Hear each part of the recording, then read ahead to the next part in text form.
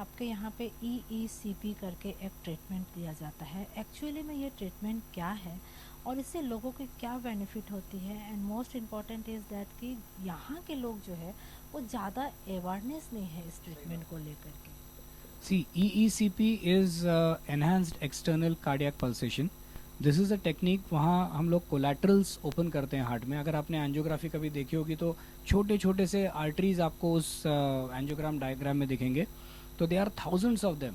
और ये वाले जो आर्टरीज है, इसको ओपन करने के लिए जो प्रेशर यूज़ किया जाता है उसको काउंटर पल्सेशन बोलते हैं। जैसे कि हार्ट जब डायलेट होता है उस समय वो आर्टरी ब्लड फ्लो हार्ट को देती है।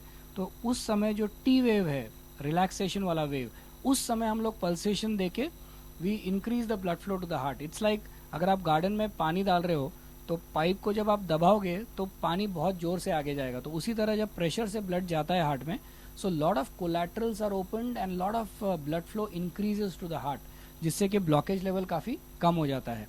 और हम लोग प्री इको, मिड इको और पोस्ट इको करके देखते हैं कि कितना कॉन्ट्रैक्शन बढ़ता है, which we have seen in lot of patients.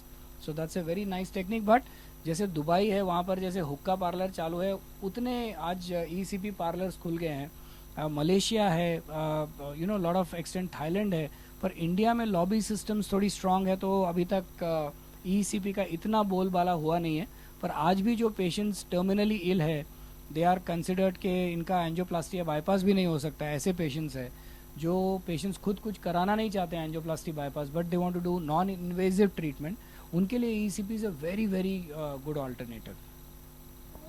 यहाँ पे लोग जो है इस ट्रीटमेंट को आप जो अवेयरनेस करने के लिए किस तरह से लोगों को मोटिवेट करें? आजकल तो ये टेक्निक काफ़ी अवेयरनेस पे पहुंच गई है। जो साउल है सेंटर्स खुल गए हैं, तो हम लोग साउल से ऑलमोस्ट 1/4 रेट, काफ़ी कम रेट में करते हैं। सेकेंडली हमारा इंटेंशन ये है कि मैक्सिमम पेशेंट्स को हम केटर करें। और तीसरी चीज़ ये है कि हम एज ए कार्डियोलॉजिस्ट यहाँ मौजूद होते हैं। काफ़ी सारे सेंटर्स है जहाँ पर खुद कार्डियोलॉजिस्ट डॉक्टर नहीं होते हैं, BAMS BHMS डॉक्टर्स को लगा देते हैं। हमारे पास खुद मैं होता हूँ। हम लोग इकोस करते हैं, pre and post, we do cardiac CT angios, we do thallium studies, we do see that the contraction of the heart increases. ये सब पेशेंट्स को हम बताते हैं, देखिए ये सेगमेंट का पंपिंग अभी कम है, हम उसको बढ़ाएंगे आपके लिए। और हम बढ़ा के बताते हैं पेशेंट को, और वो पूरी तरह से सिम्टोमेटिकली बताता है हमको कि पहले सर मैं 500 मीटर भी नहीं चल पाता था, आज मैं 1 किलोमीटर 2 किलोमीटर चलता हूँ तो मुझे दम नहीं लग रहा है। तो हम लोग थैलियम के थ्रू बताते हैं कि जो the red spots, the angiogenesis जिसको बोलेंगे, the angiogenesis has increased. Angiogenesis is increase in the arterial supply to the heart on that particular segment, तो वो बढ़ जाता है। कुछ ऐसे पेशेंट्स हो गए हैं जो कि काफ़ी निराश हुए रहेंगे और आपके पास आने के बाद उनकी जो है वो चेहरे पे एकदम जो है मुस्कुराहट। बहुत सारे, इसीलिए हम लोग काफ़ी सारे टेस्टिमोनियल्स भी पोस्ट करते हैं, जिसमें पेशेंट बोलते हैं कि हम लोग जब पहले आए थे हमारा क्या स्थिति था, और आज हम जैसे पहले टूथब्रश या normal procedure of the day भी नहीं कर पाते थे, आज हम लोग चल रहे हैं, वॉकिंग कर रहे हैं।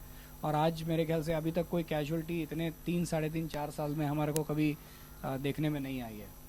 सर, मैंने सुना है कि आप जो है सोशल वर्कर भी है, तो किस तरह से थोड़ा सा सोशल में माइंड डाइवर्ट हो?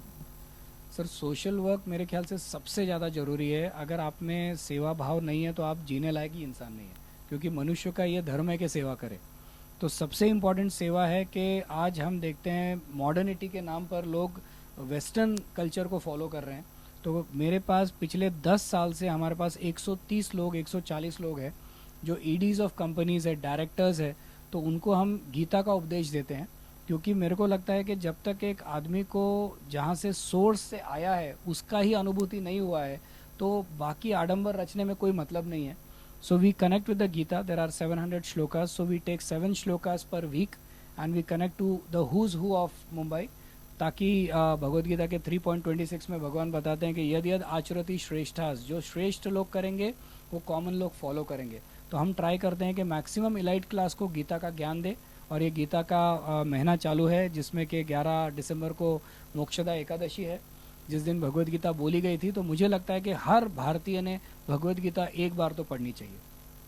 भगवद गीता की अगर आप बात कर रहे हैं तो कुछ ऐसे श्लोक्स अच्छे हैं जो कि सुनने के बाद जो है वो आपका पूरे जो है जीवन को पूरी चेंज कर दे। बहुत सारे श्लोका है। चरम श्लोक बोला जाता है 18.66 और भगवद गीता 18वें अध्याय का, जिसमें भगवान बताते हैं कि सर्वधर्माण परित्यज्य, मतलब सब धर्मों को छोड़ो, माम एकम शरणम व्रज, भगवान बताते हैं केवल मेरी शरण में आओ, अहम त्वम सर्व पापे भी हो, मतलब मैं तुम्हारे पूरे पाप हर लूंगा, मोक्ष इस्यामि माँ सुजा, डरो मत, you will come back to me. So Krishna gives that आश्वासन in the 18 chapter 66th verse. So that is considered as the चरम वर्स ऑफ भगवद गीता। और इससे बढ़िया और क्या होगा कि हम भगवद गीता को पढ़े और अपने लाइफ में उसको अनुकरण करें। और एक भगवान का चौथे अध्याय में एक श्लोक है, भगवान काफ़ी बार सोचते हैं कि भगवान का जन्म कैसे होता है, तो भगवान चौथे अध्याय में बताते हैं कि जन्म कर्म च में दिव्यम एवं यो वेति तत्वता त्यक्त्वा देहम पुनर्जन्मा नैति माँ मेति सो अर्जुना। भगवान बोलते हैं कि मेरा जन्म और कर्म ये दिव्य है, इतनी सी बात भी अगर कोई जान लेगा ना तो उसको वापस जन्म लेने की जरूरत नहीं है। तो ये थे अनुज श्रीवास्तव, जो कि पूरी तरह से अपने लाइफ हिस्ट्री के में बताया, और उनका साफ यही कहना है कि डॉक्टर्स तो मैं हूँ ही, लेकिन समाज सेवा करना मेरा जो है प्रथम कर्तव्य है।